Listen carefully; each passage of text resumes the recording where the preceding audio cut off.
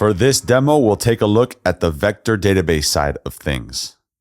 Just like SQL tables or SQL databases store uniformly labeled data, and no SQL databases or collections store objects or dictionaries, vector databases store vectors. At the time of recording in 2023, there are many vector databases available on the market. For example, Pinecone or Chroma or Milvus, and all of them are valid. But in this demo, we'll use Chroma simply because it is free. The steps for installing ChromaDB are 1. Clone the Git repository. 2. Build the image in the clone project. If everything works, you should see a ChromaDB server running in your console.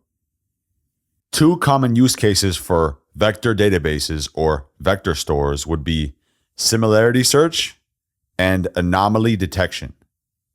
From this list of common consumer-facing applications of vector stores, content moderation on social media would be an example of similarity search.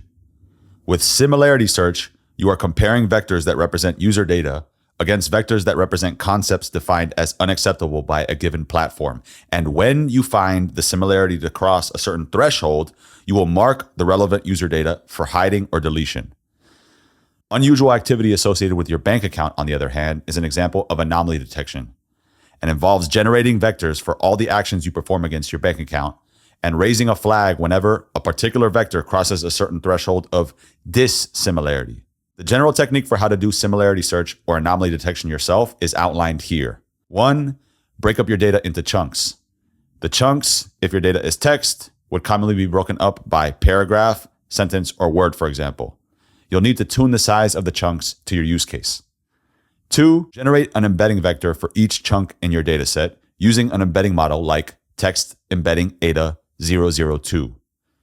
3. Convert your query to a vector using the same embedding model used in step 2.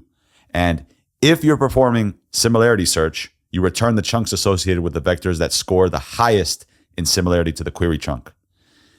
If you're performing anomaly detection, you compare your query against the vectors for each chunk and raise a flag if the query vector scores below a certain threshold.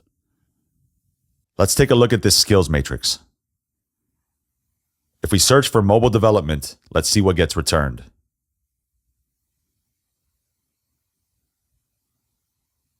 We can see we get matches even though the text mobile development is nowhere to be found on this document.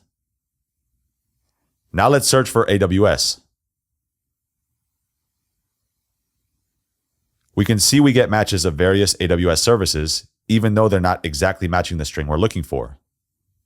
If you look closely, you see the top results score lower, and this is inconsistent with what we were seeing before with the dot product. This is because the dot product is one of several formulas for measuring the similarity of two vectors. ChromaDB uses a distance formula instead of the dot product, which is why the higher results are showing with a lower number. The exact matches are showing as 0. A lower score means closer in distance, i.e. higher in similarity, and a score of 0 means your query is identical to the matched chunk. Here's a quick overview of the code behind what we're seeing. On line 56, you see we're breaking things up, i.e. our text, by either spaces or commas. Lines 85 to 88 show us generating the embedding vectors for each chunk. And on lines 96 to 99, we are searching for the top 10 results that match our query.